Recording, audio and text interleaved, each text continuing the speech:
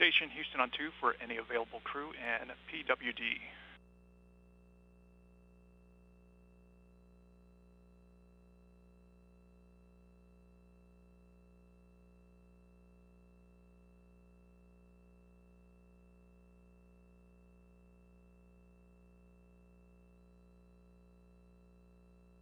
That sounds like Will with you on 2.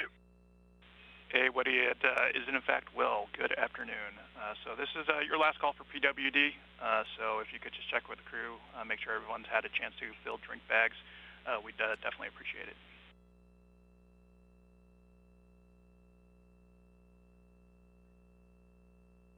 Okay, copy. Appreciate the heads up, and copy last call for PWD.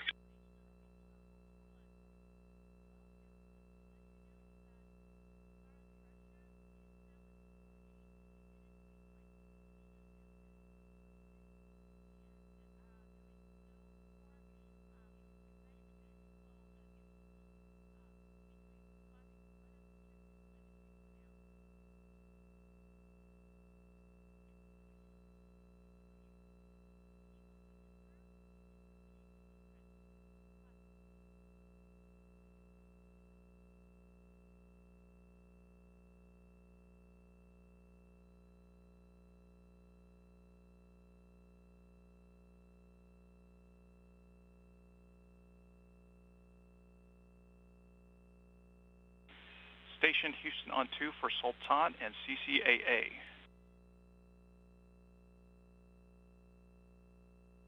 You on 2? Hey, Sultan, we want to let you know that safing is complete in step 1 for your CCAA activities. You have a go to begin. Additionally, we'd like to move comm over to Space to Ground 3 to deconflict with the PAO event on 2. Okay, copy, saving in place, and we'll move on 3 for that activity. Thanks. Good copy.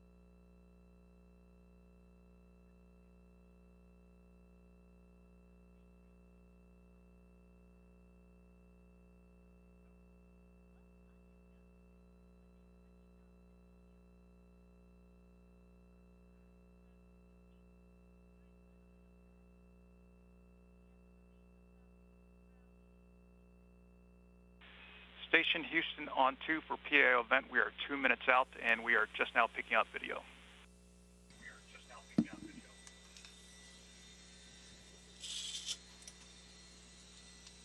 Copy, well, good morning, and let us know. Thanks so much.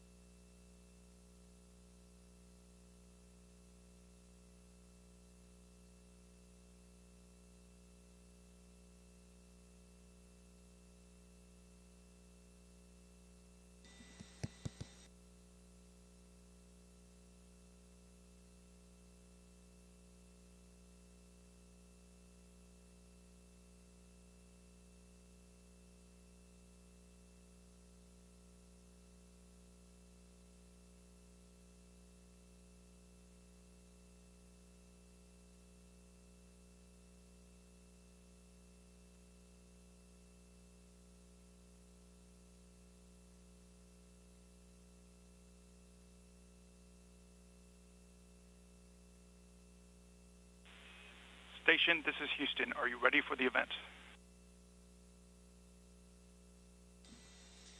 Houston, this is Station. We are ready for the event. KSC PAO, this is Mission Control Houston. Please call station for voice check.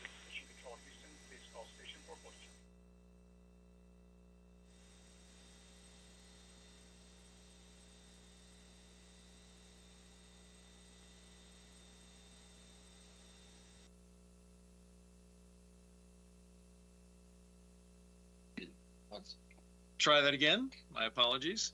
Station, this is Daryl Nail at KSC. How do you hear me? Hey, Daryl, good morning. We hear you loud and clear. How do you hear us?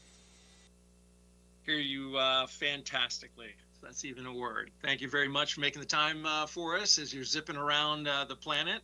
Got a few questions for our launch broadcast that we're going to play in the minutes leading up to the liftoff of Crew 7. And so first question I want to ask, and it probably is best for the veterans of the space flight business, maybe Frank and Stephen, and that is, what is it like for you when a new crew is about to come on board?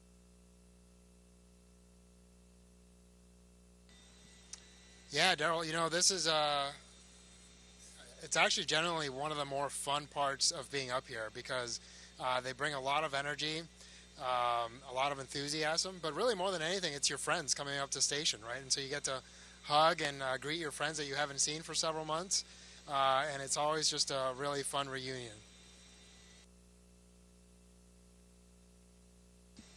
Yeah, and it's very different receiving new crew members back up here on station.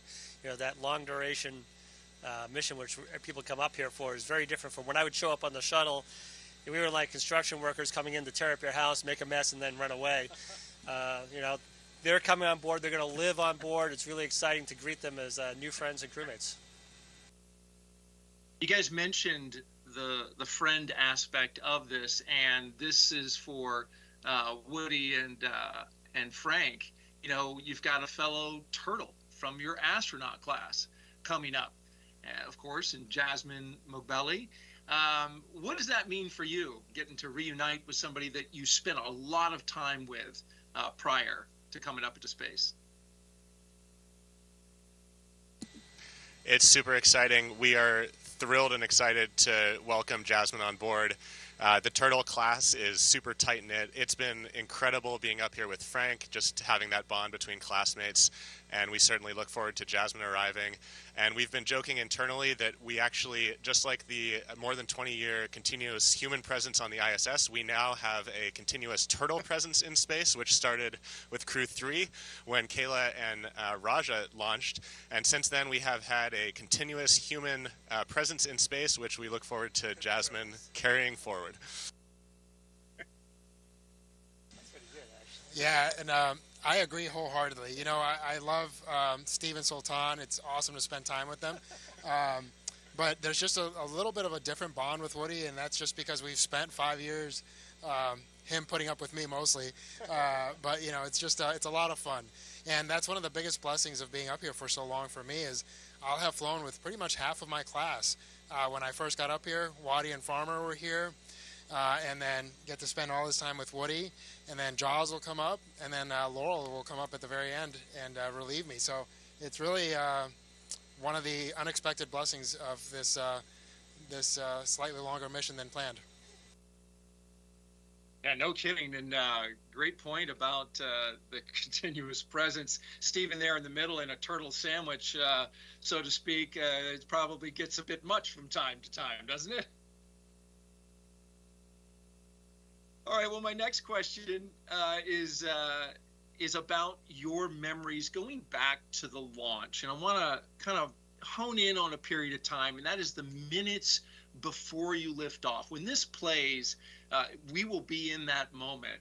What are your most vivid memories or thoughts from the minutes leading up to liftoff, right before you took off?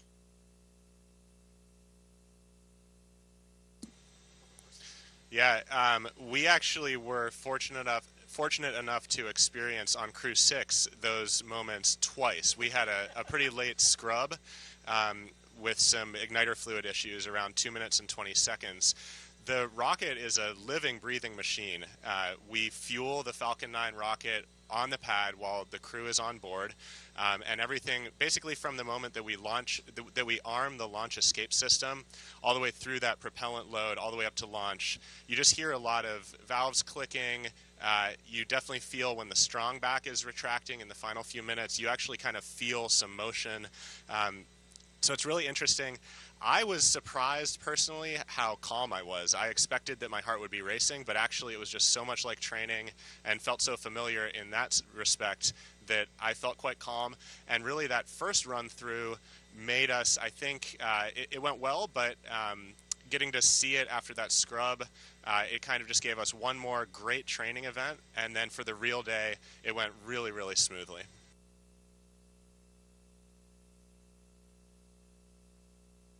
Well, Frank, thank you, first of all, Woody, for that response. Frank, I want to ask you now, as you mentioned, you're the resident ISS expert on this extended stay in space.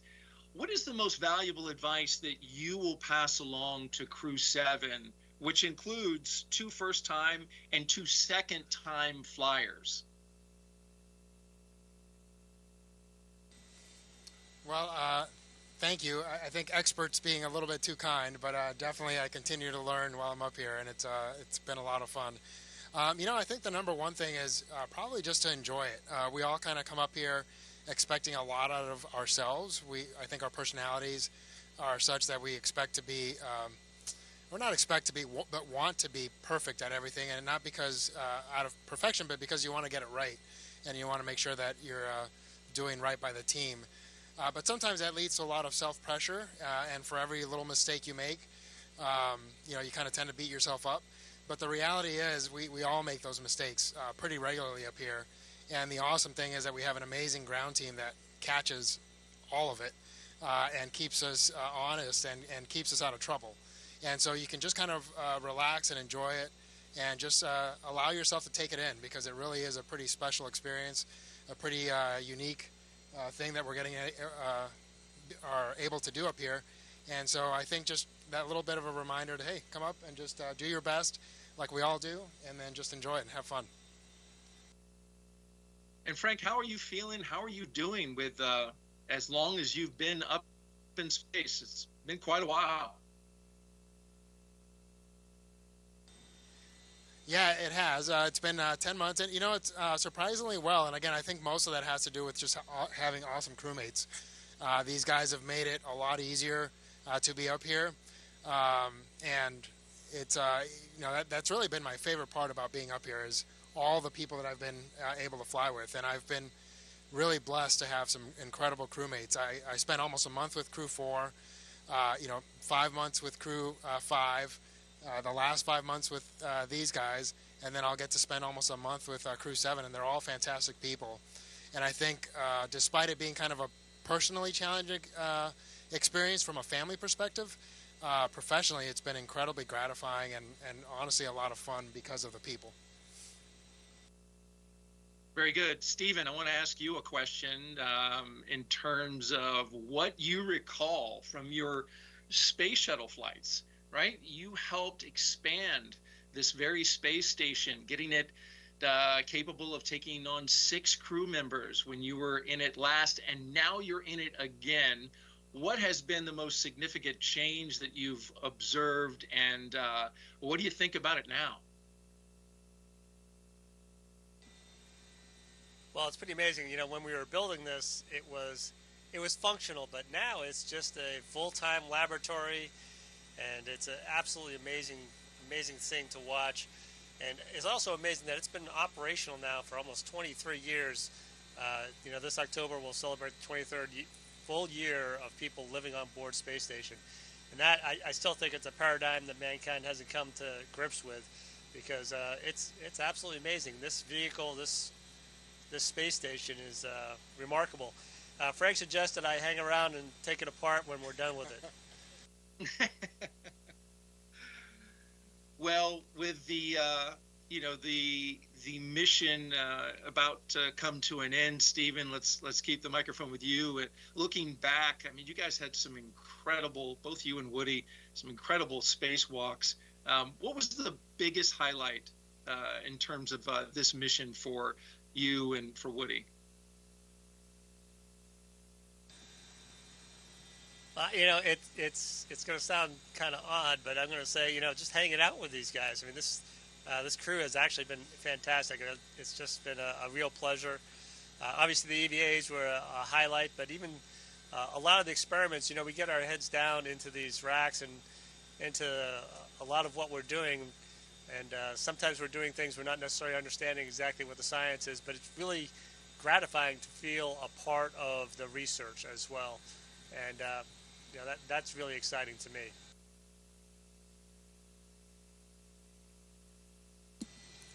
I completely agree with Steve. The time spent with friends up here is going to be unforgettable and probably one of the most cherished memories. We've seen a lot during our mission. Frank's been here even longer, but even in the short time that Crew 6 has been here, we had the SpaceX 27 vehicle full of interesting science. We had Axiom 2. For a little over a week. We did a port relocation of the Crew 6 Dragon vehicle. We've done a lot of interesting maintenance work inside the space station. But for me personally, by far, the highlight was the getting to do a couple spacewalks with Steve. That was just a super fulfilling experience, installing some new solar arrays, and the whole team was amazing. We had Frank and Sultan inside helping us through getting suited up, flying us around on the robotic arm, and also helping the ground team through some unexpectedly long loss of signal periods. So the whole team just really came through and made that a super memorable and fulfilling experience. Yeah, we were watching some of those EVAs, just incredible views above. Although, you know, I thought it was kind of funny. What were you going to say, you know, was most memorable after Stephen says, I just like hanging out with these guys, right? Kind of put you on the spot there. I mean, you had to say, yeah, well, I like you too, but also the EVA was fun. Well, that's great. You know, Woody, you mentioned looking down on Earth with all the views that, and this is, you know, your first time up there, and being just, you know, in awe of what you see. Is there anything that has sparked your curiosity to maybe visit on Earth that you saw up in space once you get back down?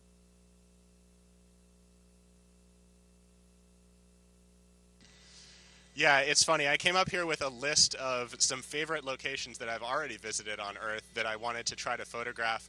I do a lot of rock climbing, and I had all these climbing sites that I wanted to photograph. And one of the funny, unexpected experiences up here was many of those locations just kind of blend in a bit or weren't particularly interesting as photographs. But from up here, you see these just stunning, like, color contrasts and just stunning parts of Earth that I just wouldn't have expected they would look so cool from up here. So, yeah, I've got a long list of places I want to go visit now when I return. That's great. And, you know, just zipping back to the question about looking forward to this Crew 7 coming aboard, which is what this interview is for, that launch broadcast. You also get to talk to people that, you haven't been talking to in a long time, right? You talk to your crew members a lot. You got to listen to all those, back in shuttle days stories from Stephen and, on the submarine. Is it interesting to have new people and new conversations to talk?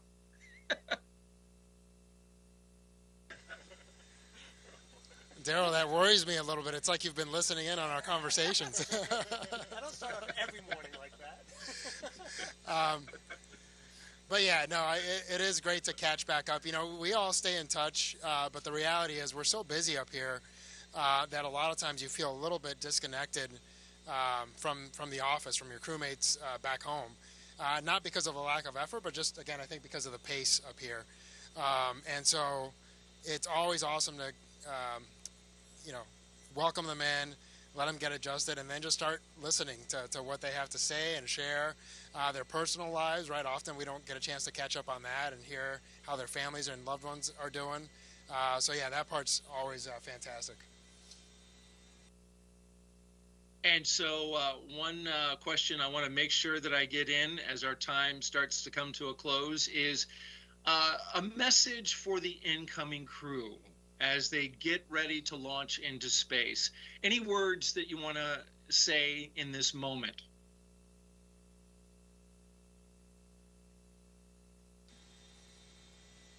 Well, really, it's enjoy the ride. You're going to be focused very diligently on the vehicle itself when it starts, but really try and take it all in. And that goes for this entire mission. It's really hard, as you go into the day-to-day aspects of the mission, but really enjoy your time up here with the people, with the environment, and with the opportunity to work up here and look at the Earth. It's really amazing. Just really enjoy it.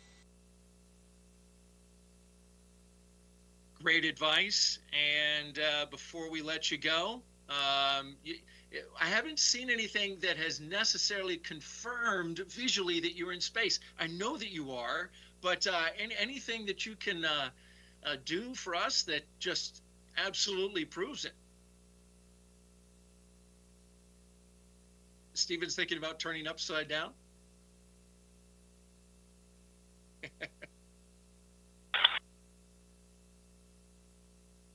Is that good enough? Yeah, that proves it.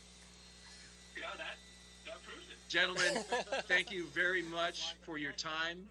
Good luck, Stephen and Woody, with your return to space, and good luck to you, Frank, as well, with your continued mission. We appreciate the time.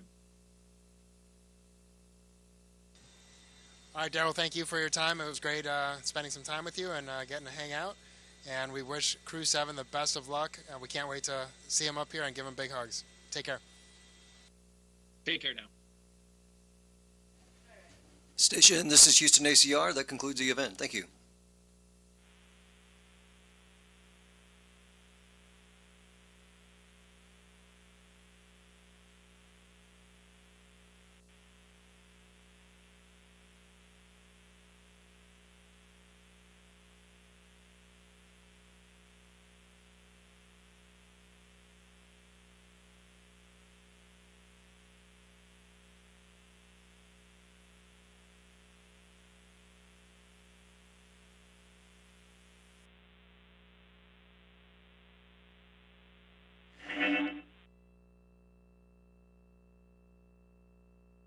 Thank you to all Station, this is participants Houston on the Kennedy ACR. Space That Center concludes the station. event. We're Thank now you. resuming operational audio communications.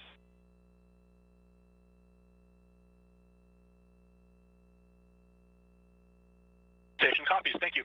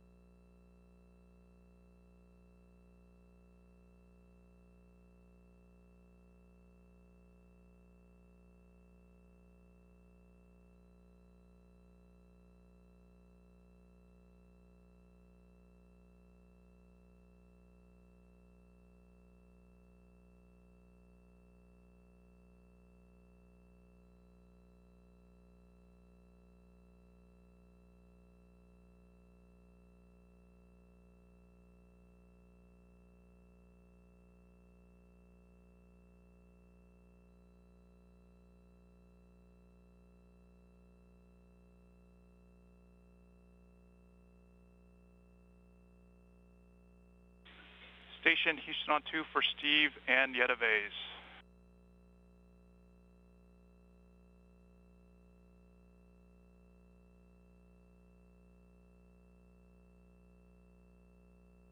Head on, Steve. Hey, Steve, we want to give you a heads up since you're in the lab. For our Yetave fills today, we're going to be using the water storage system in the lab. So as a part of this, you may hear some whistling or hissing. So nothing to be concerned about. Understand. Thank you for the heads up. I appreciate that. Is this view okay for what they want for PPFS setup, by the way? Checking.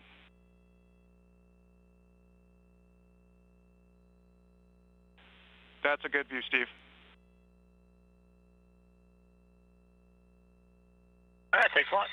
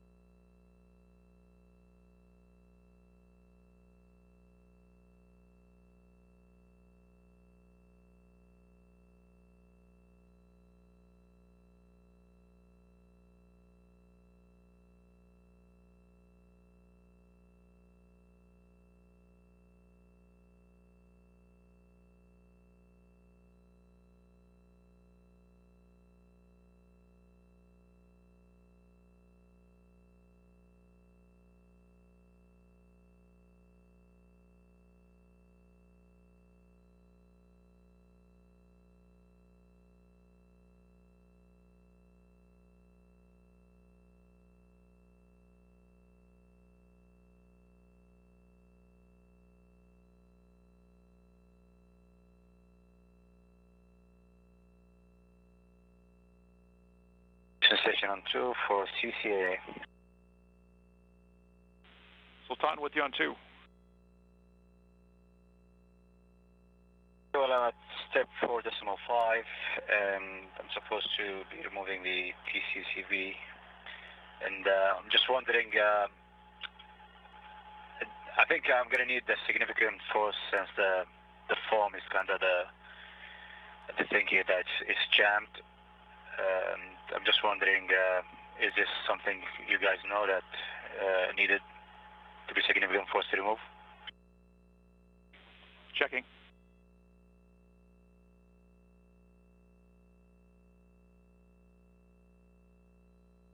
And just to let you know, all the 6 fasteners have been removed and popped out. Copy.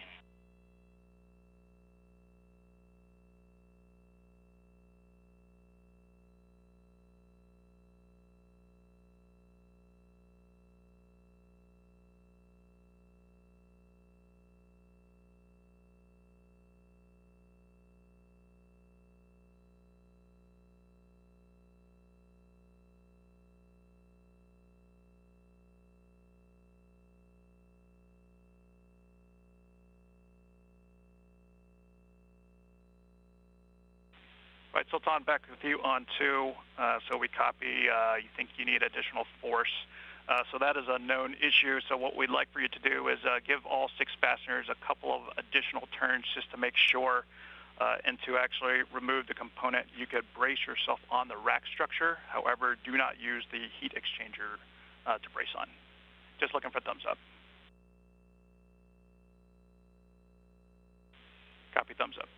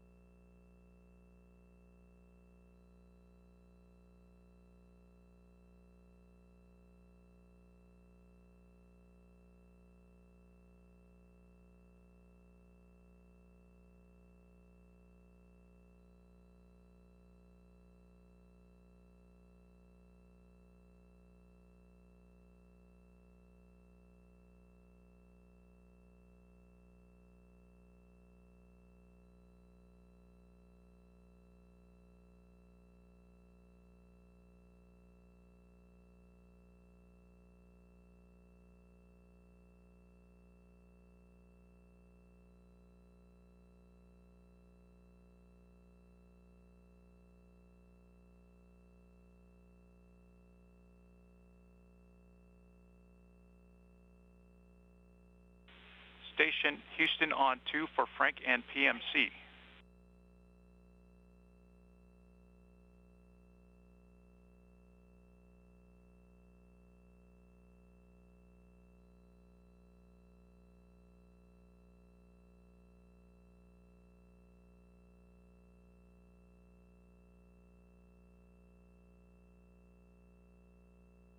Well, with you on 2, thanks for the reminder, logging in now.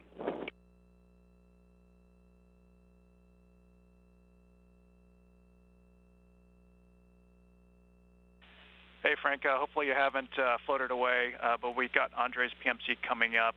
Do you mind if we do this on the back end of Andre's PMC?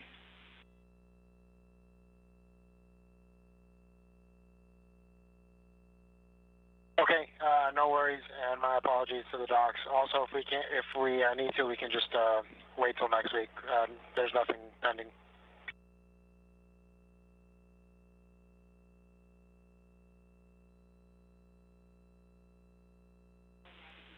Copy, Frank. We'll give you a call about 15:30. That's when we think we'll be able to get your PMC in.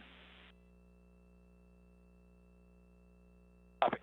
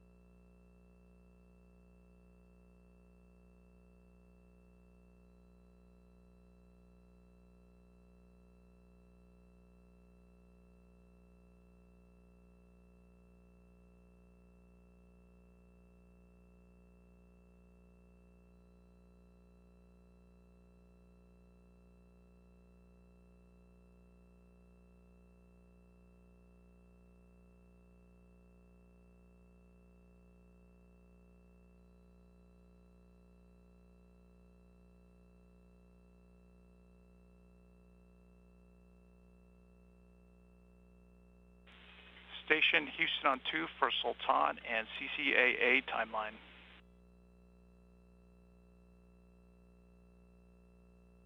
You too. Hey, Sultan, we just want to give you a little bit of an update on where we think that you are. Our estimate is you're about 30 minutes down on the timeline right now. Our concern is the upcoming PAO event with the setup and prep as well. So what we'd like for you to do is work through step 8.2.1. We think that will put us in a good config to leave the work site. How copy so far?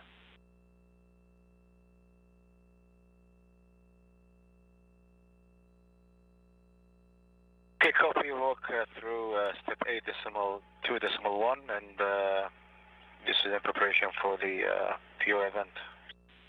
Good copy. And any time after the PAO event, you could pick back up, again, estimated 30 minutes there, so you just let us know. Now, we have some ARED exercise going on in Node 3 in the afternoon, a little bit later on this afternoon and evening. We're not concerned with the spatial conflicts. However, we still will be down for Node 3 ventilation, so if you feel that you need a fan, we can give you a location to find one.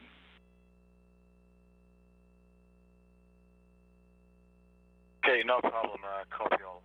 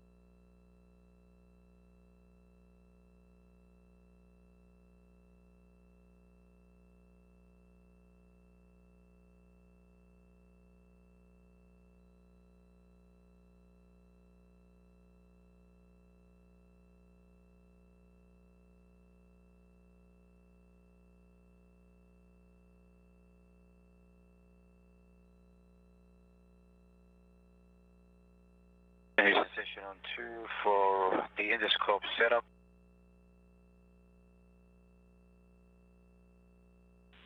Sultan with you on 2. Okay, been searching in the bag for the endoscope and then trying to locate BNC to BNC adapter as per figure 10 of 2.17 of the USOS endoscope. Could not find that in the accessory bag. Just wondering if there is any other location you can search in.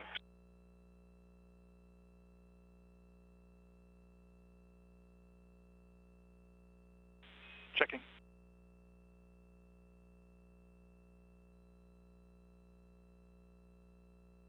Well, disregard. There is a small pouch in the video cable that it contains that adapter. So disregard. Copy that. Good words. We're about to call it the same to you.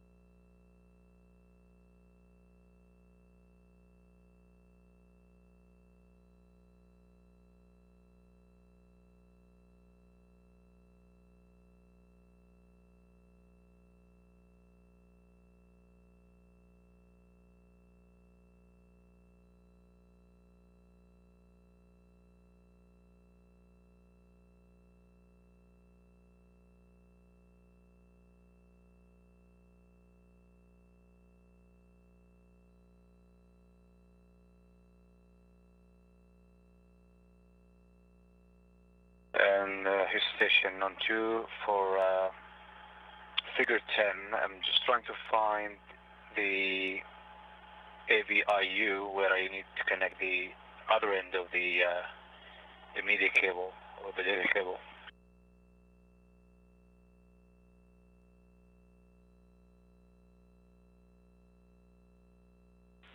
Right, Sultan, we think you could find it at node 3, overhead 5.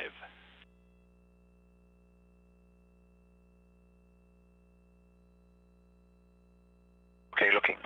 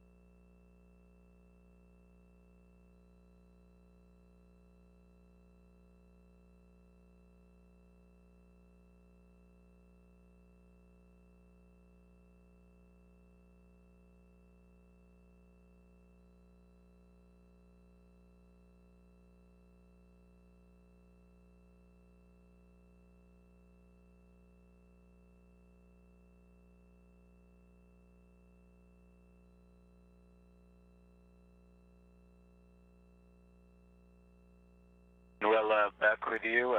So I'm not sure what I'm looking at. Is it something like a box or a panel that I need to locate? Checking.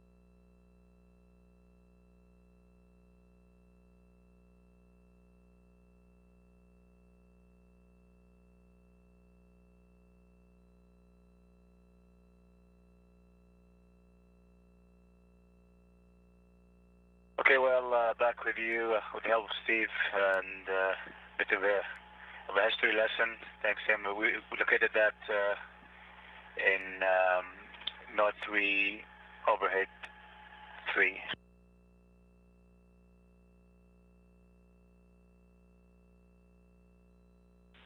Copy, checking. Give us a sec to talk us over. We want to make sure we're looking at the right thing here.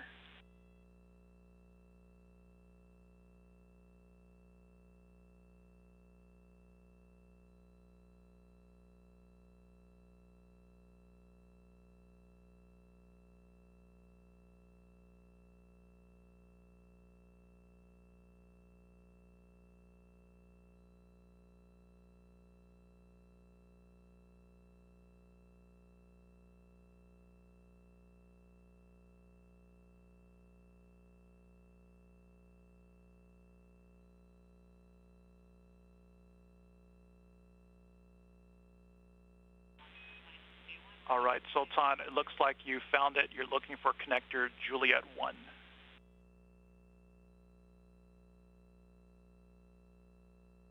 Copy, thumbs up.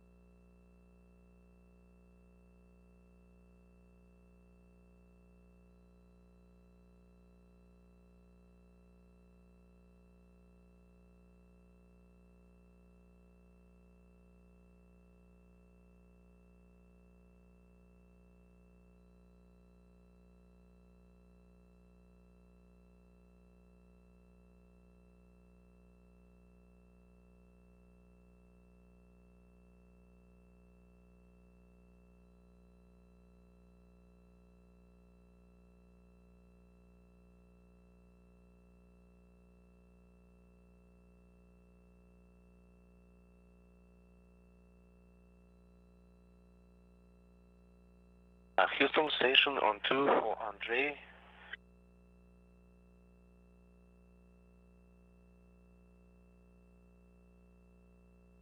Houston with you on 2. Houston, I am ready for fuel from toilet water connection, either way, but I can't find toilet water hose.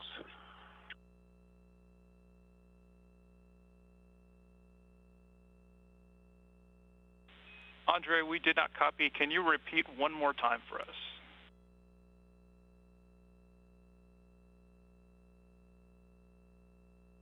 I am ready for use either way number 1472 and 1477, but I can't find toilet water hose. Copy 1472 and 1477. We are looking for that hose for you.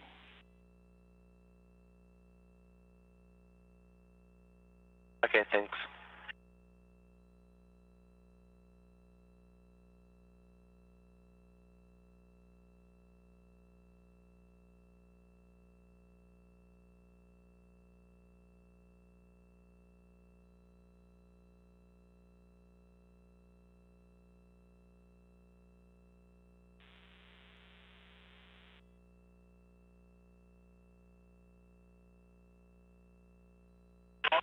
Andre, Houston, back Station with you Huntsville on space to ground 2 for Steve and iSafe.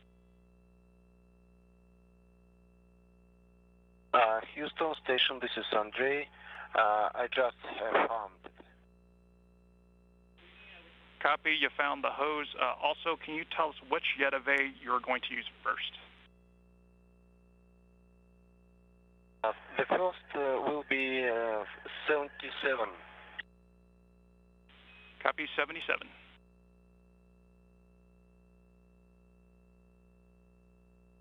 And Huntsville Station, go ahead and 2 for Steve.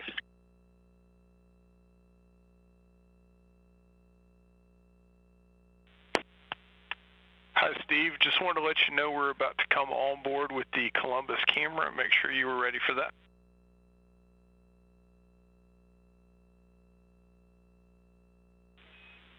Station. Okay. I think it's pointed off. It says nothing. I'll turn it around here in a minute. Sounds great. We're going into an LOS. We'll see you on the other side. All right, sounds good.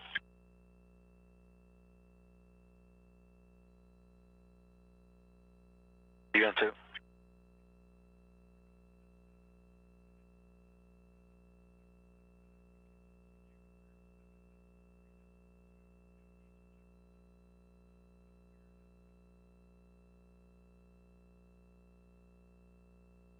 Okay, copy 7 this one here, this one too.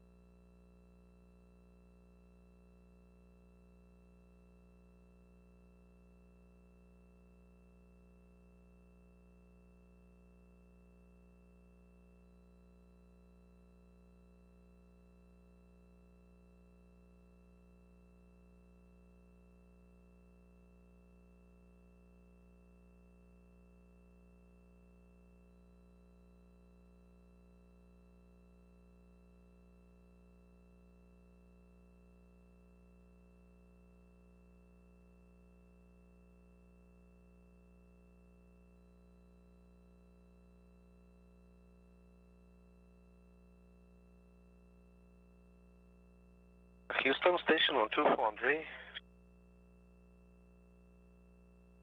Andre, we're with you on 2. Yeah, the word transfer has been installed.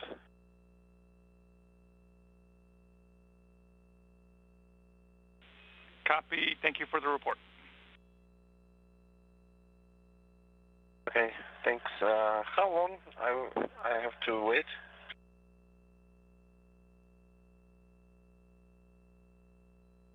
Andre, we think it's going to take about 25 minutes, so we'll give you a call. Okay, thank you. I will be on Space to Ground 1. Not a problem. Thank you. Thanks. Houston station on 2 for CCAA. Go ahead, Zoltan, on 2. Okay, step 7.1. I started routing the camera, then the screen went blank. It died. I'm not sure whether it's a battery thing on the endoscope. Remember having the same issue with the NI last time when I were trying to working this endoscope as well. So we do have another one, but I'm not sure if you guys want me to swap on that as well.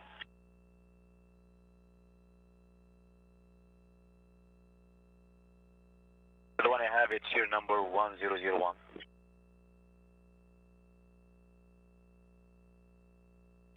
Checking.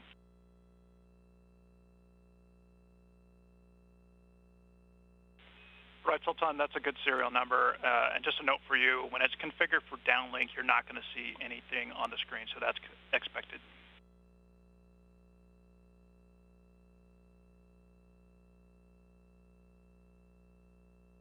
All right, copy that.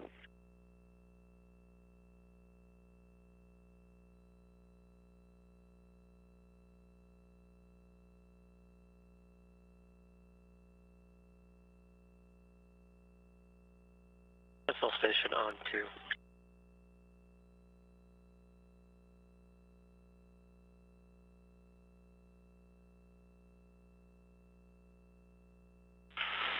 Huntsville's with you on 2. And Huntsville, I'm just wondering where the skin prep scrub pad is stowed in this container. All right, let me check on that for you.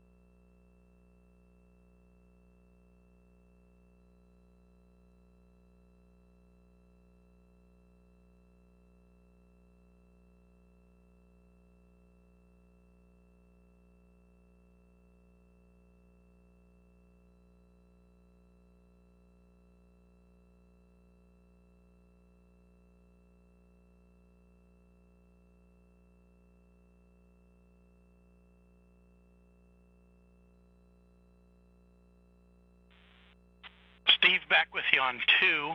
The skin prep pad, we believe, is behind the forehead electrodes in the ERG accessories kit. However, if you can't find it there, it may be somewhere else in that kit. And if you do not find it, we will have to look for another one. Okay, I'll keep looking at that, thanks.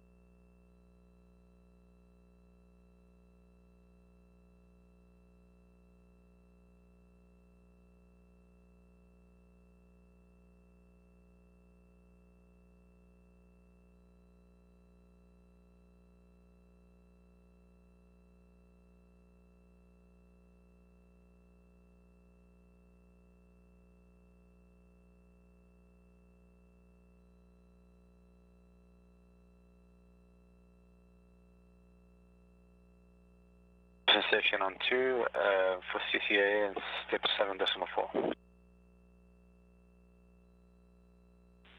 Sultan, we're with you on 2.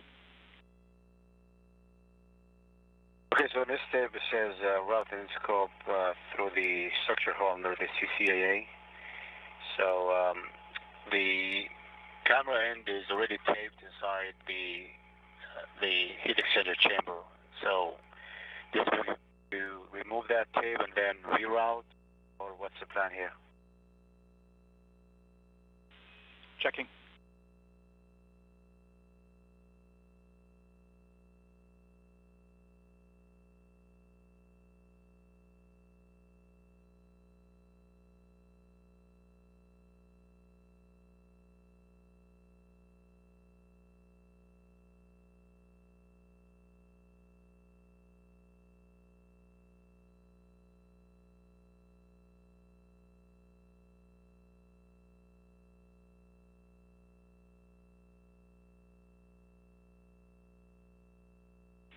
All right, Sultan, back with you on 2. We think this is a miss on our part, so apologies there. So we're going to need you to remove the tape, reroute, and then retape. Okay, no problem. We'll do that. Thanks.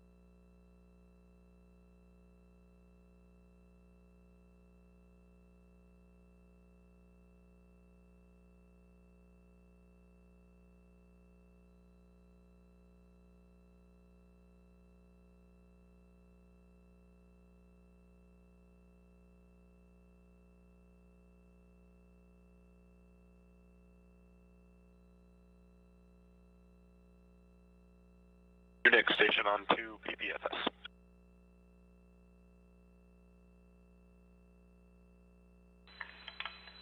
with you on 2. Guten Tag, Martina. Looking for your go in step 1. And you have a go from us. And for the next call, could we please move to space to ground 3? Copy, switch to 3.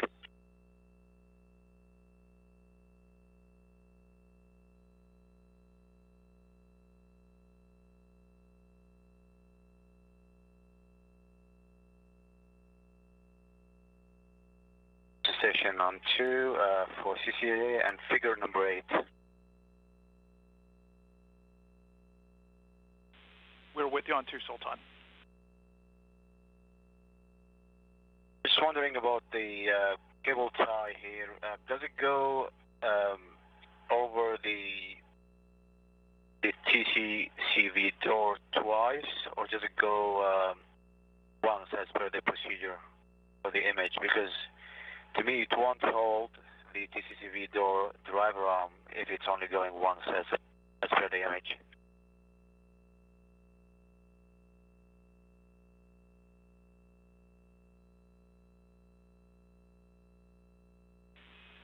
All right, Sultan, it's going to be once over securing the driver arm to the door, so that's a good understanding.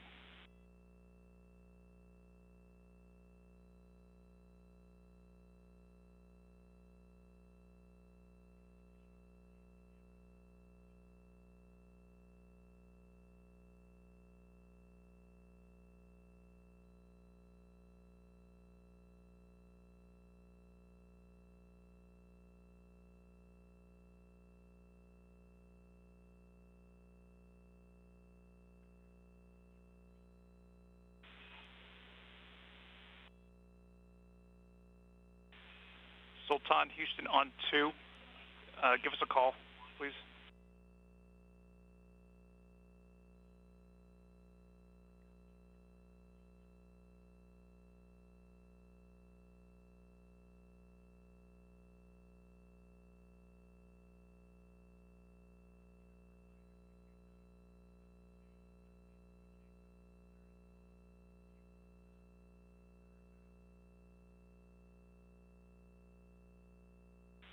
Station Houston on 2 for Sultan.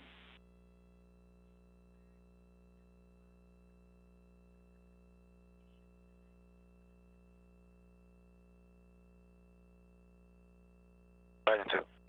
All right, Sultan, we're right up against your PAO setup time, so what we'd like for you to do is go ahead and perform step 8.2.1. This will have you reinstall the TCCV.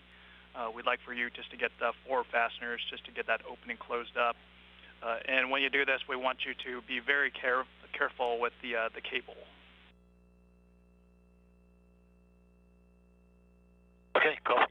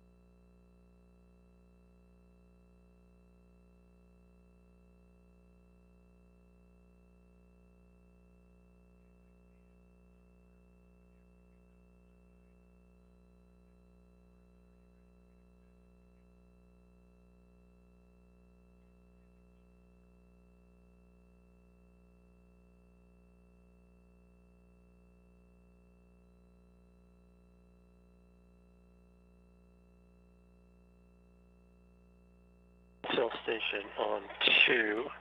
We've logged out of SSC 17, and you now maybe get to use the laptop.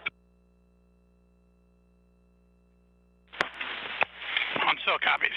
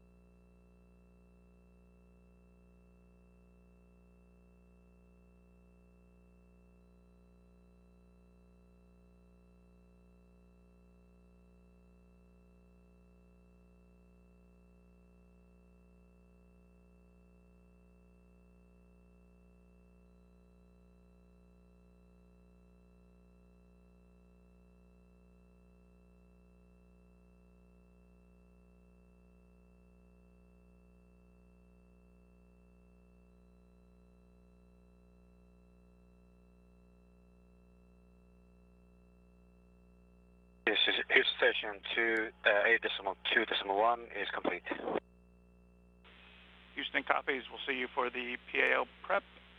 We appreciate the help.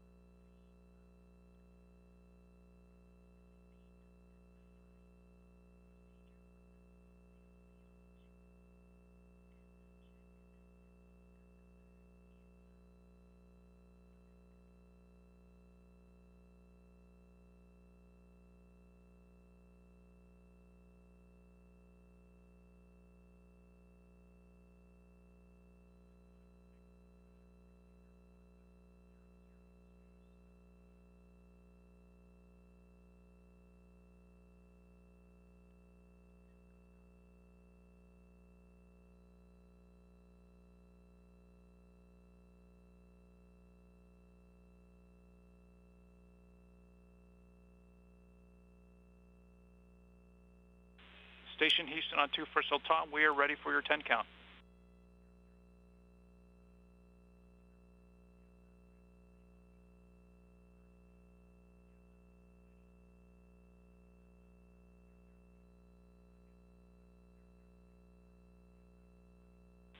Checking.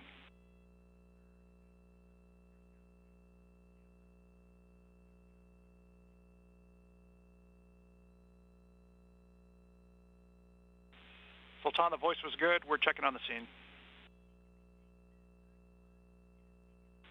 And good scene. Copy. Thumbs up.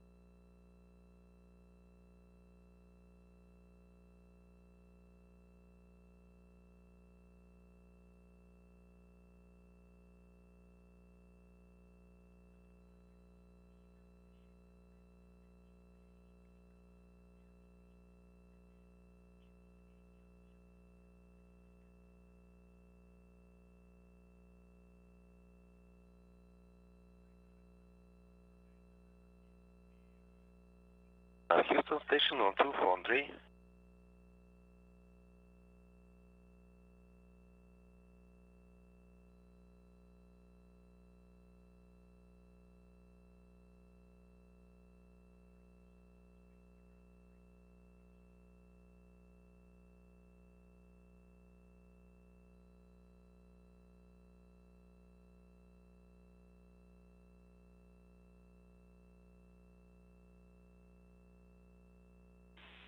Andre, Houston on 2, can you punch up an ATU in space to ground 3 and give us a call there?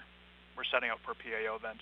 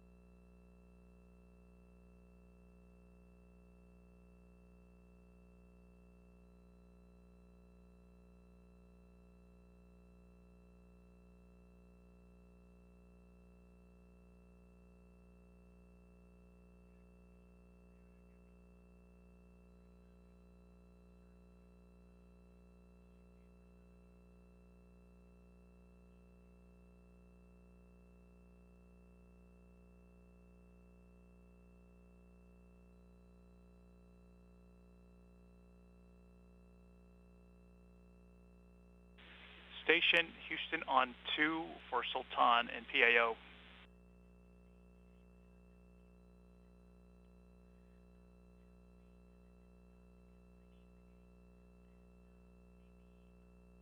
Yeah, on 2. Hey, Sultan, we got a question from PAO. Are you planning on doing the water demo during your PAO event? Yeah, if they ask me, I have a bag of water. Copy. Thank you.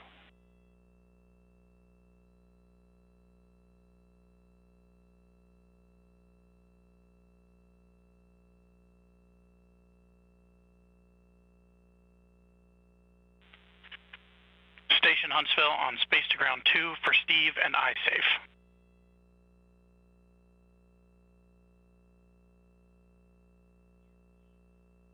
Go ahead on 2. Hey Steve, we're going to be moving over to Space to Ground 4. PD Liz will be with you throughout the entire set of activities. Remote Guider Annalise will be with you for the first ERG activity, and Matthew will be with you during the second. If you could let Woody know that you guys will be on Space to Ground 4.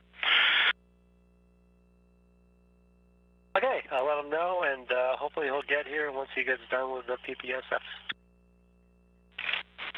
Huntsville copies.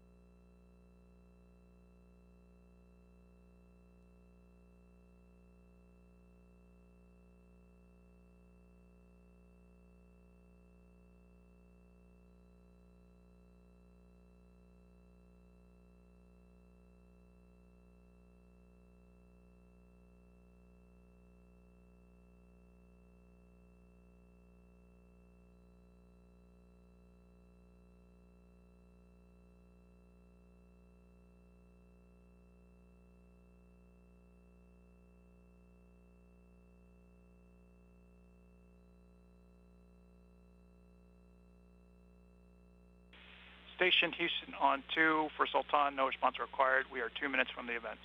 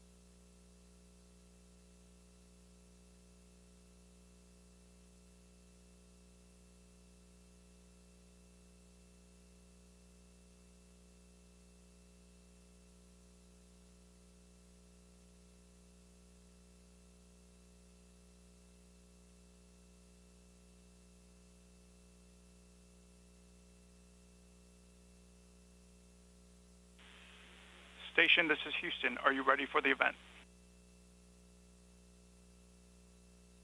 Houston Station, we are ready for the event. International Space University, this is Mission Control Houston. Please call station for a voice check. Station, this is Jeremy Myers at International Space University. How do you hear me? Jeremy, this is Station. I have you loud and clear. Excellent. So, Tom, we have a room of about 100 participants from over 25 countries. We also have some local children from Brazil, so we're happy to have you today. Hi, Sultan. It's great to talk to you. My name is Michaela Musilova. We met a couple of years ago during the expo in Dubai. We were on a space panel together, and I'm really happy for you that this worked out. Congratulations on all your achievements.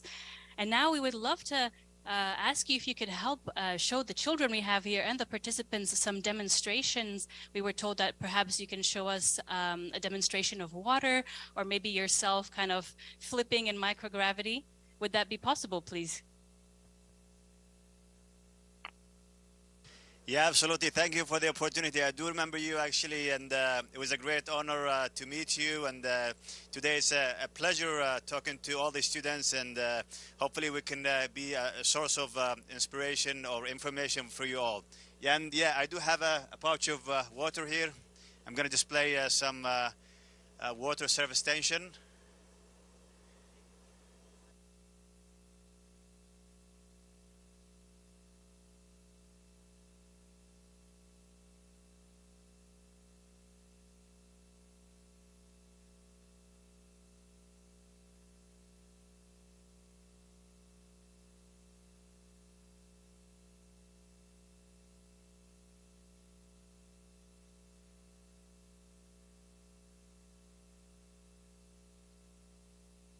Thank you so much. That was really great. We really enjoyed that.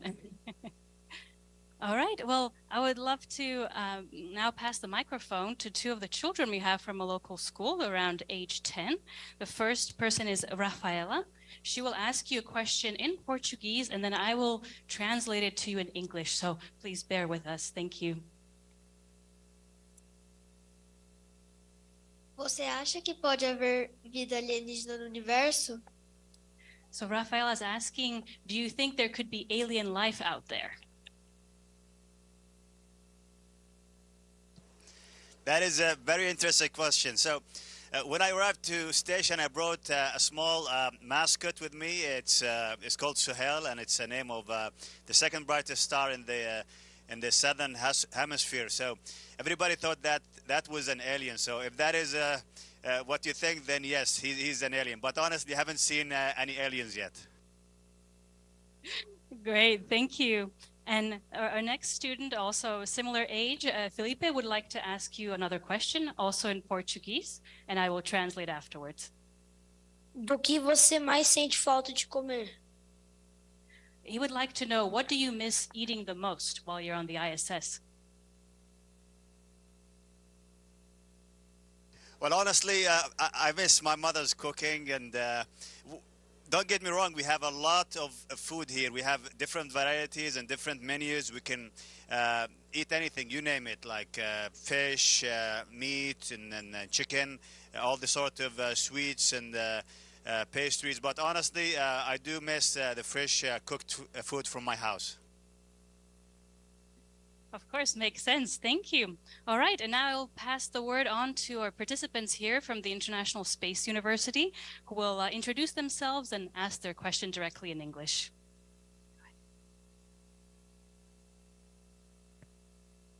My name is Stephen Armstrong. I'm from Glasgow in Scotland. Thank you very much for taking the time to answer our questions.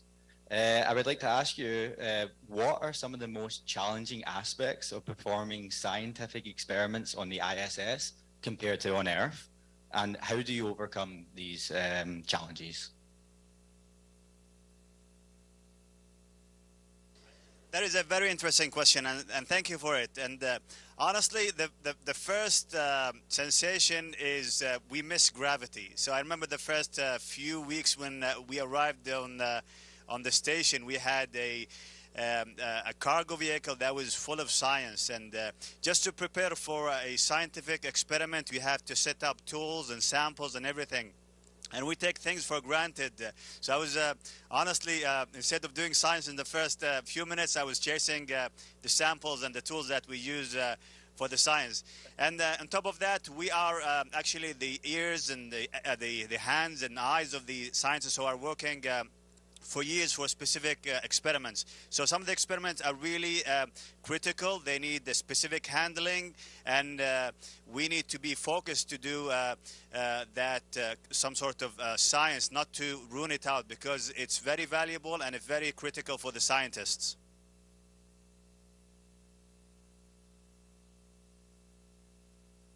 Hello, I'm Uma from Spain. Thank you so much for being here. It's crazy talking to you. My question is, how have your experiences in space shaped your understanding of social interactions between humans? Thank you for the question. Honestly, we have a deeper appreciation for relationships with the families, friends, and the loved ones.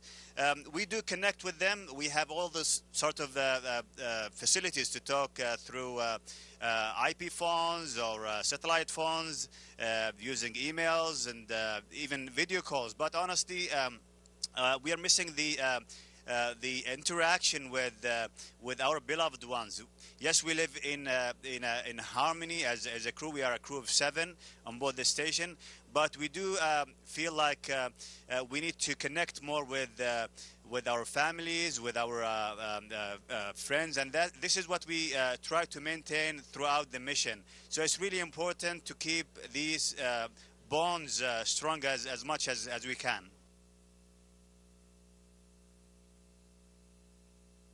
Hi, sir. This is Major Tyler Gill calling from the Royal Canadian Air Force. My question is, what do you think has been the effect for your long-duration mission on the ISS on the people in your country? Thanks. Thank you so much. So this is the second mission for our country. The first mission was conducted by my colleague Hazal Mansouri, who flew to this place, to the International Space Station in 2019. And this mission is actually the first of a kind from our country and the region as well. It's a first long duration mission from our region to the International Space Station. I was lucky enough to conduct and participate in EVA, which is, I would say, the crown jewel of the mission, going outside and experiencing the outer side of the station and performing maintenance and doing all sorts of the tasks to upgrade the solar array. It was really, really exciting and really, really special as well. Assalamu alaikum. My name is Farouk. I'm from Egypt and also Canada. My question is, what strategy do you use to keep your spirits up? And would this strategy work during deep space missions? عليكم السلام فاروق. شكرا على السؤال. I will answer in English unless you want me to answer in Arabic. But honestly, it's the camaraderie here. We have very strong bond with our colleagues. We work as a family. We help each other. And on top of that, as I mentioned, we keep a strong and a continuous connection with the ground. So we have people helping us from different mission controls. And we do connect with our families and beloved ones. And when you hear the encouragement in the good words and the interactions and the happiness when you perform something unique in space, that is what keeps us going throughout the mission. Thank you very much for joining us today. My name's Oscar. I'm from the United Kingdom. And I would like to ask, what sensations surprised you most when you arrived at the ISS? And what sensations do you miss the most? Thank you. Yeah, I think the first, I would say, unusual thing that I faced was how fast was the time here, because we honestly not only we see 16 sunrises and 16 sunsets. When we arrived here, it was really a quick adaptation time. So. Right from the beginning, we jumped into the activities here on board the station, be it the science or the maintenance or the outreach. So I would say the pacing in terms of the activities and the number of activities and the variety, that was the first, I would say, cultural shock here on board the station.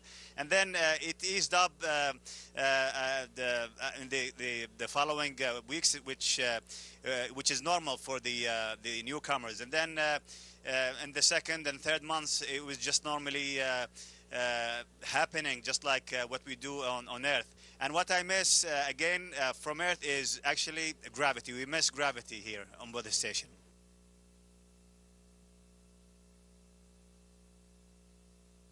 Hello from Earth, Sultan. My name is Rachita, and I'm from the United States and also India. Could you describe how you would prepare for a potential rescue mission when unexpected issues come up at the ISS? Thank you.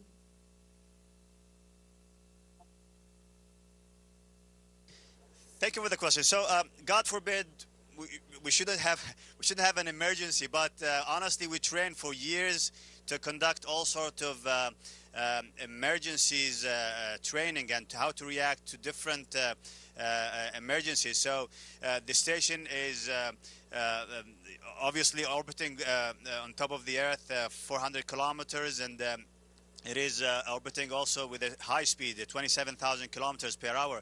So this is susceptible to space debris interaction, and this is something that we train of. It could be a head that can start leaking air outside of the station. So this is an example, and we have risk of fire as well. And we are trained as a crew to respond to these incidents. God forbid it won't happen. So hopefully this is something that we've been maintaining for 20 years, more than 20 years now. The station has been kept safe, and it's thanks to the training that we have as a crew.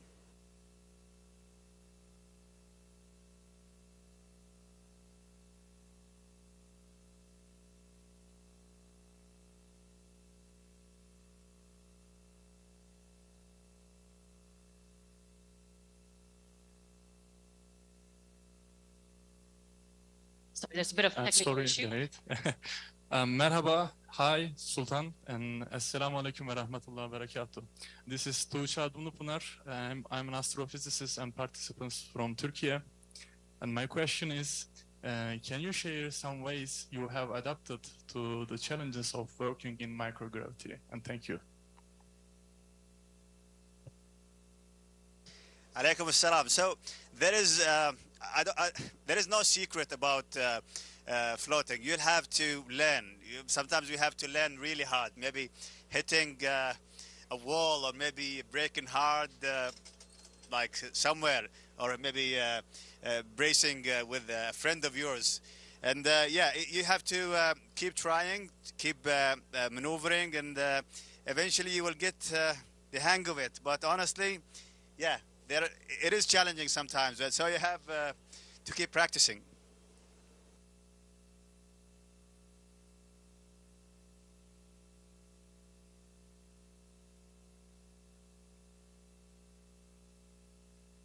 Boa tarde. My name is Flavia. I'm a citizen of Australia, Brazil, and Canada. I'd like to know, if you could grow any food in space, what would it be? Sorry, I didn't copy the question. If you can repeat it, please. If you could grow any food in space, what would it be?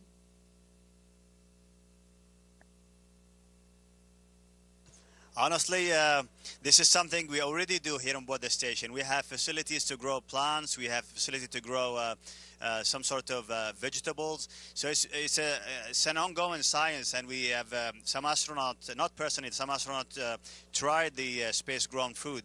But personally, I would love to. It is difficult, but I would love to have maybe some palm trees with dates.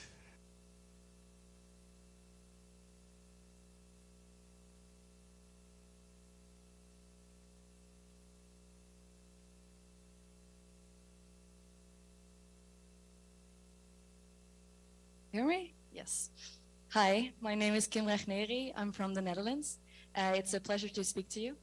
My question is, do you think that if every human could experience the overview effect, that it could foster a deeper sense of unity and global cooperation? Absolutely. So this magnificent planet that we look down, it is quiet from up here. We don't see any interaction. We don't hear any noise. So it is quiet and it is peaceful. So we need to keep it that way. We need to understand that we shouldn't take things for granted. Here on board the station, we have to make everything ourselves. So we generate oxygen, we scrub CO2, we generate power from solar arrays. So everything is done artificially here on board the station, but we get everything almost for free on the planet.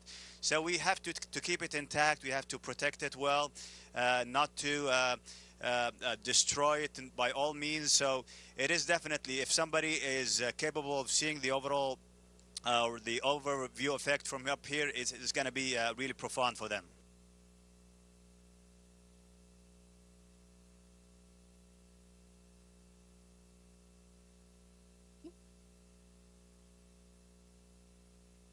Hello. Yes, perfect. Hi, my name is Marie. I'm from France. Thank you very much for being here with us today. I have a question for human performance in Space Department. My question is, have you ever experienced difficulties with understanding facial expression of your colleagues in microgravity, especially when you are facing the other person with another angle, such as upside down?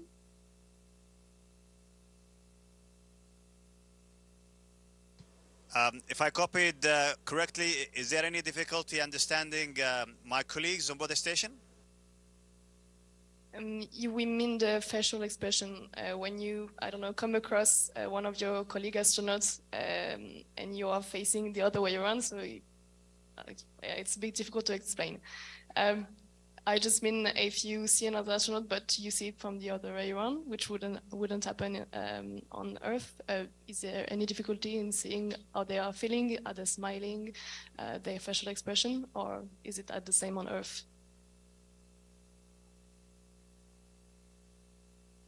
If you ask me about the interaction between the crew members here on board the station, it is totally normal. As again, we train as teams for years, and we build the camaraderie and the teamwork. I would say the feeling towards achieving a goal, be it science or doing a maintenance task, or even during the EVA. So we have a task that we have to communicate well, and we have the support from the ground as well. So we have different mission controls all over the world to help us conduct this science and the tasks that we do daily.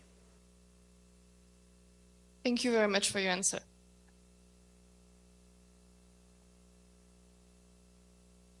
Hi, I'm Martina. I'm a Brazilian student. I would like to ask you, have any advice for a high school student who wants to be an astronomer or an astronaut?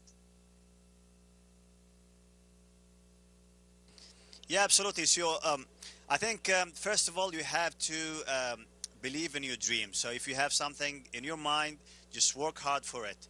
And technically, I would say if you love space overall and you want to go and explore, just to be it an astronaut or an engineer or a scientist, we always tend to say learn STEM, that is science, technology, engineering, and mathematics. So this will open up the door for you to seek your future career. And honestly, again, if you believe in something, work hard on it, and definitely you will reach your goal. Sultan, we appreciate your time, and everyone here at ISU and all the students want to give you a loud applause and yell here in Brazil.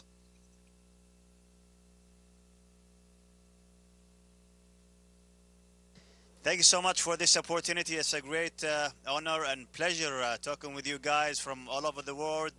And it is an exciting time here on board the station. This is the 5th month that we've completed, and we're in our last month. Hopefully we can come back and visit you one day in Brazil. Thank you so much. Station is the Houston ACR. That concludes the event.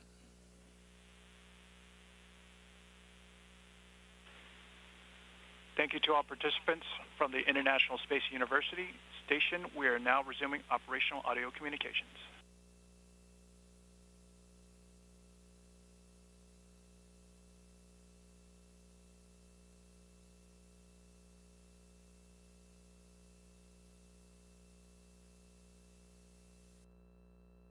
Station copies, thanks.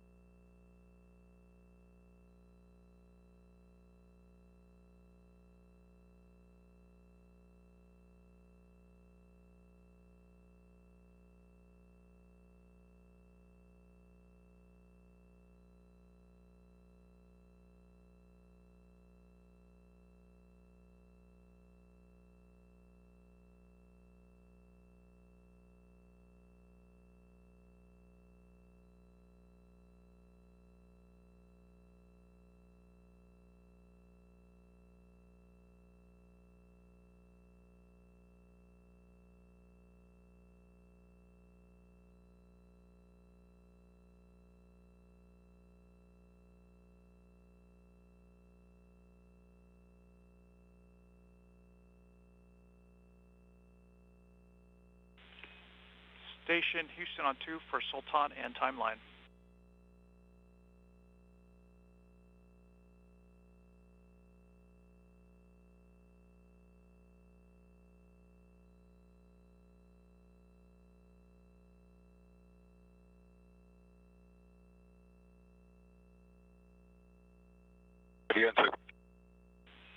you, Sultan. Nice event there. We certainly enjoyed that. So what we'd like for you to do next is jump into your iSafe photo activity. After that, give us a call, and we'll talk CCAA. Okay, copy. I'll be with you in 5 minutes. We copy.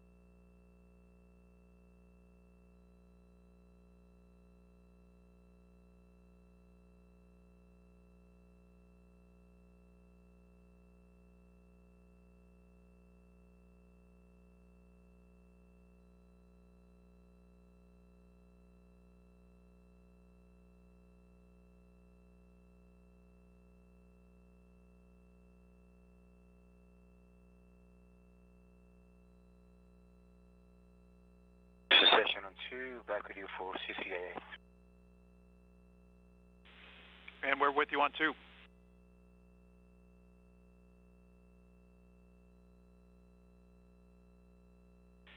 And Sultan, before we get back into CCA, we'd like to talk timeline. So up next, you have the UAE SM script recording. We would like to defer that for today so we can continue to focus on the CCAA. Yeah, we'll get that script recording rescheduled for you. As for your biomonitor activity, that will stay on the timeline as it sets you up for tomorrow. So before we jump back into the CCAA activity, we actually need your help with troubleshooting the endoscope image. We're getting a glitchy image on our end. So if you could, on the AVIU, check the high Z75 switch and set it to 75. And we'll check on our end. And if you need a reference, this is in figure 10 of the endoscope procedure.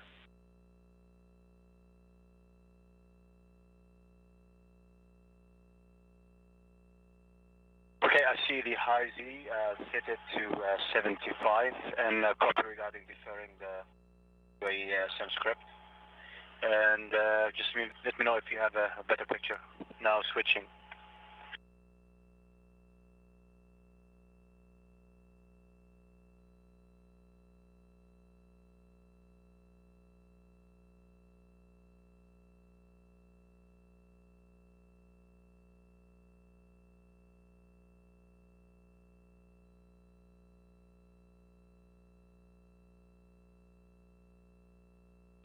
All right, no joy on that one, unfortunately.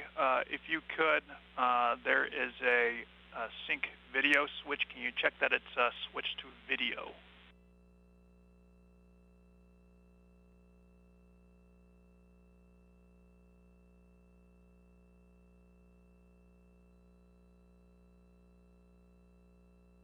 Okay, I see it now. It's on sync, switching to video.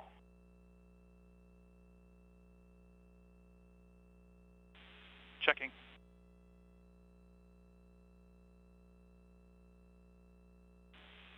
All right, lastly, and that's no joy on that switch throw. So lastly, for our last switch check, the power select switch, check that it's set to low.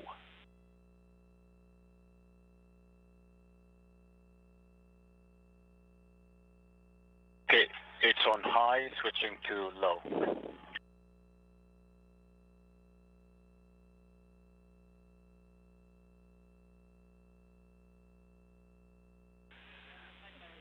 Okay, Sultan, that looks much better. If I would have been a little bit faster on keying the mic, you would have heard the cheers. So thanks for your help there. Yeah, no problem.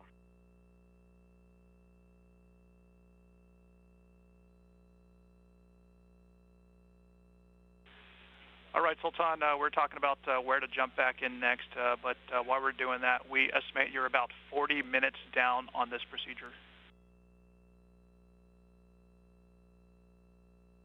Yeah, copy, no problem. So we can pick up anywhere in step 8, I think.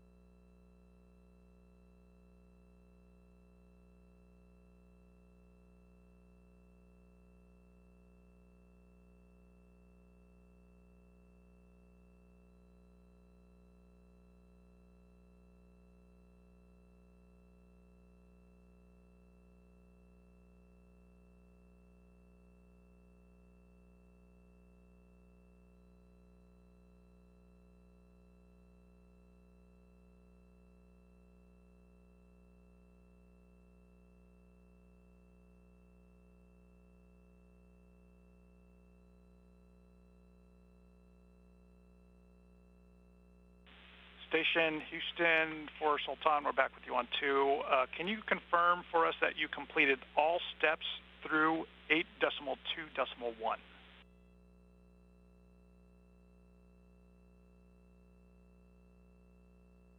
That is affirmative. The last thing I did is installing the 2 wire ties, cable ties, and then installing the TCCV, and I tightened the 4 fasteners on the corners.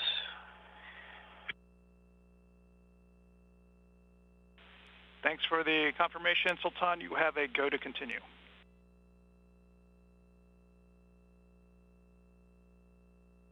Okay, copy. And for step 8.2.3, it says a full range to the left hard stop. So the actuator is already on the left to the warmer side. So do we skip that one, or do the steps 2.3 and 2.4 vice versa? Checking.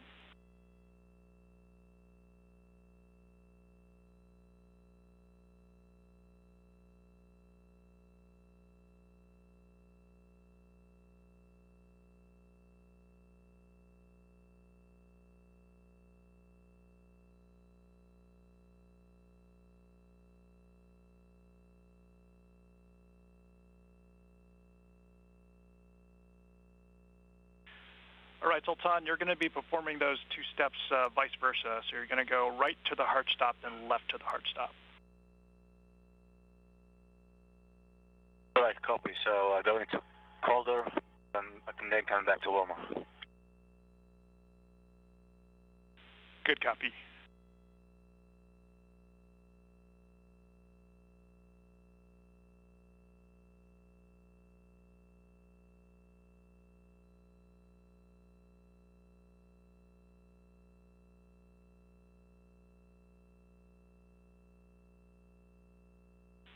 We're checking.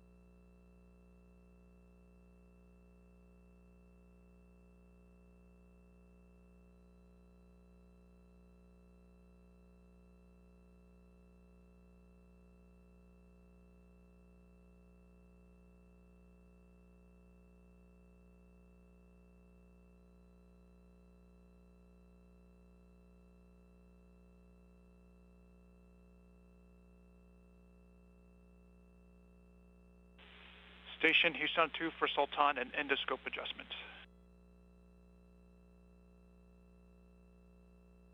Video 2. All right, Sultan, we've been checking over the image, and unfortunately we're seeing a little bit too much of the wall, so we're going to need to make a slight adjustment to the right. So what we'd like for you to do is unplug the AV output cable on the endoscope. At that point, you'll see the image pop up on your screen, and then using the joystick, move it to the right. So what you're looking for is a little bit more orange in the image, so you'll see that when you unplug.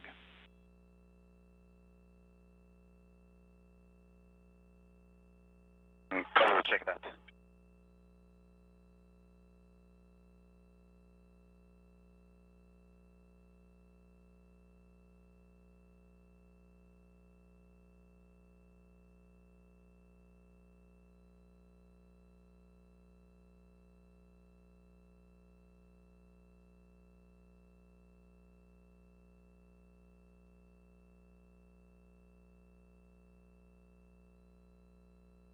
And well, I do see that orange color, so you'll need to avoid that in the view, right?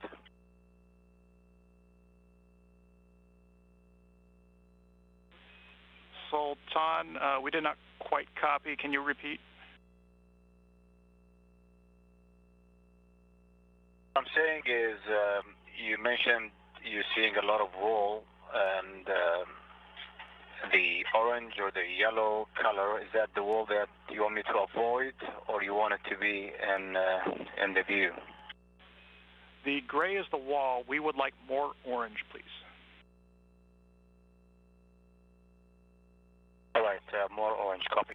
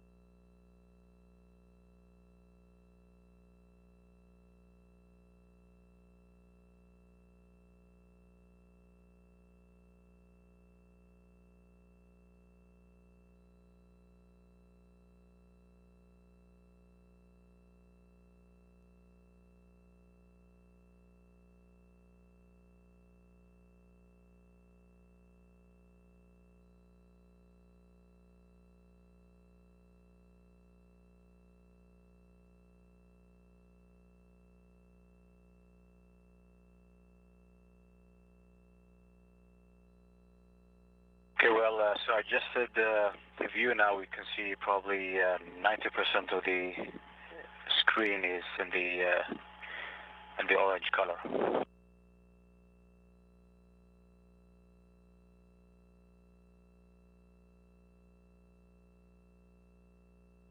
Copy that, Sultan. We're looking at the image, and it looks good. If you could do us a favor here, take the switch to full cold and then full warm again. We just want to confirm that the valve is not going to hit the camera.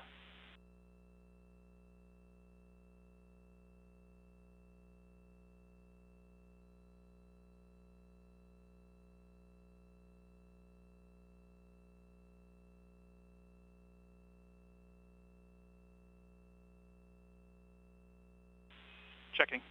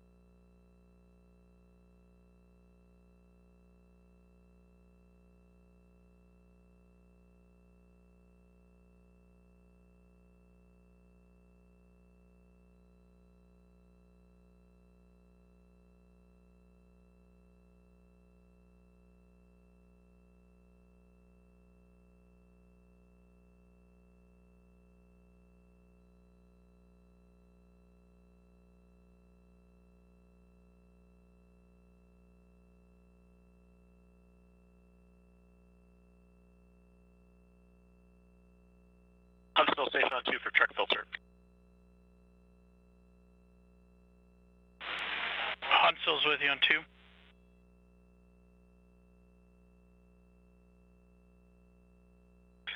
Hey, just curious, I'm ready to pick up with that activity to remove the filter. I do still see faces showing up on the laptop, so I just wanted to confirm whether I should proceed with that.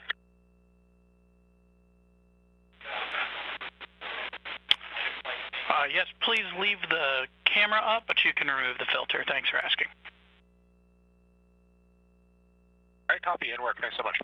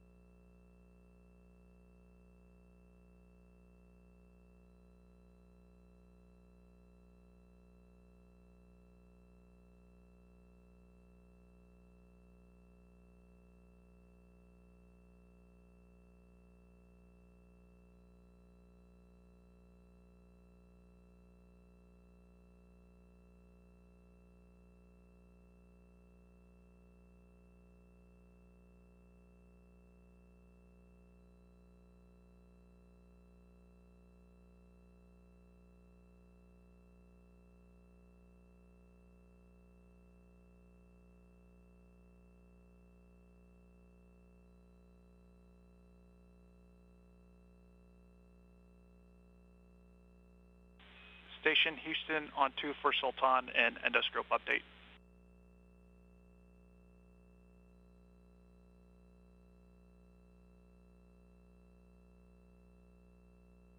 What are you on to? All right, Sultan, we're looking over the image quality. We have some concerns that it's a bit cloudy, so we're kind of talking through that right now. So feel free to take a short break. We'll give you a call when we're ready to jump back in.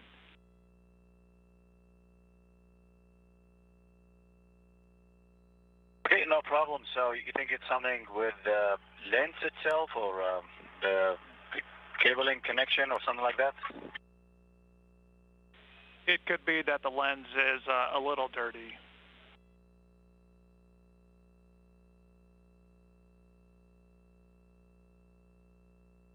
Okay, I'm happy to check that as well. Make sure that no spray coat or captain tape was over it. Maybe it was just dirty from previous activities, but yeah, I'm happy to check on that and maybe clean.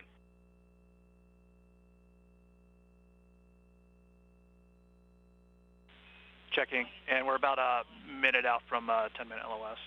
Stand by.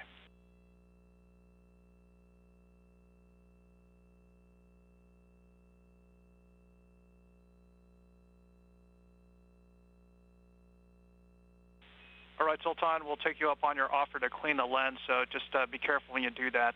We'll tag back up with you after the LOS.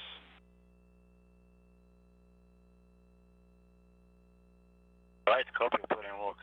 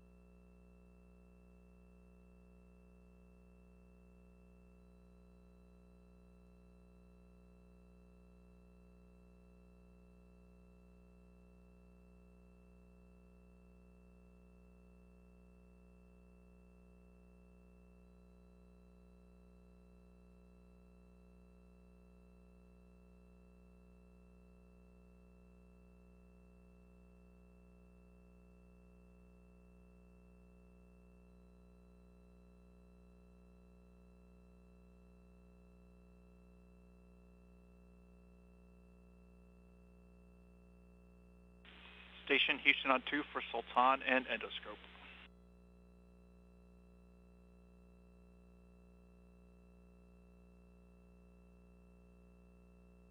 What do you want? Hey, Sultan, we just want to check with you to see where you are with the cleaning. And just so FYI, we don't have KU back yet. We should get it back within the next couple of minutes. Okay, no problem. So I used the lens cloth to clean it, and I think it went well. Well, yeah, you're correct. There were small dots, and those two went away. So once you have KU, just let me know if you're happy with that view. Copy that. We'll take a look when we get the KU back, and what you could expect is another valve manipulation just to make sure we have good clearance.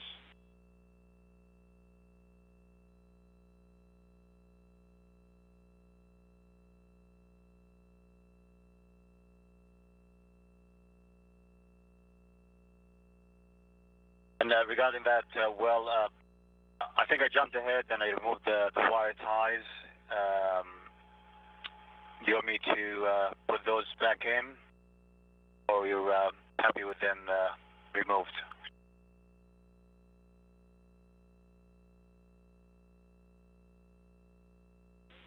Checking.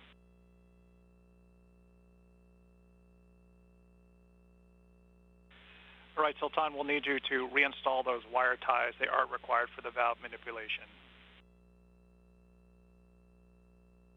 Right, copy.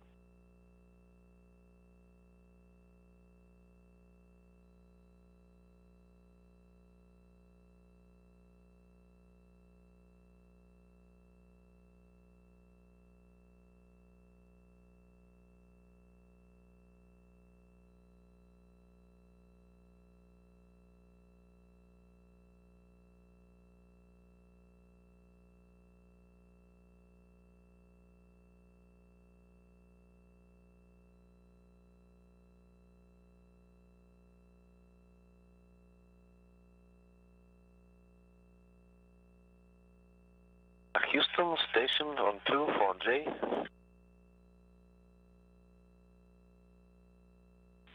Houston is with you on 2, Andre. You are go to perform the teardown activity. Okay, I'm ready for disconnecting either way. We copy. Thanks for your help.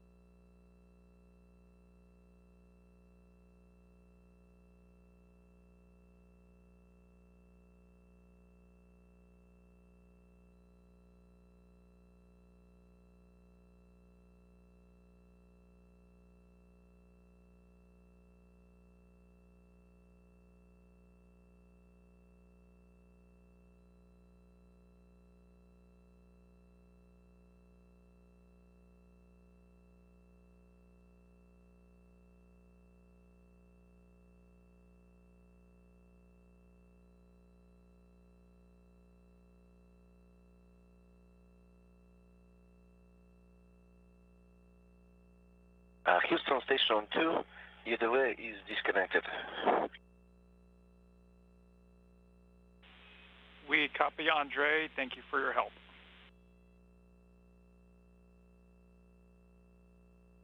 Thank you too.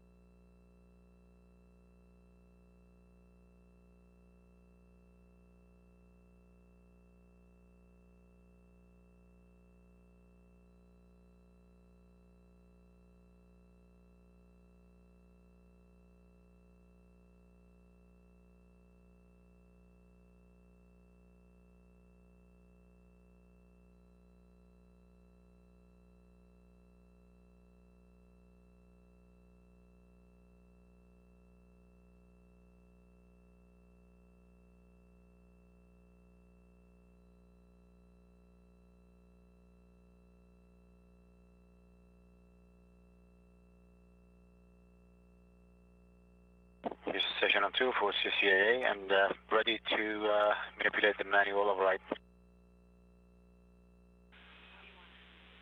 All right, Sultan, stand by.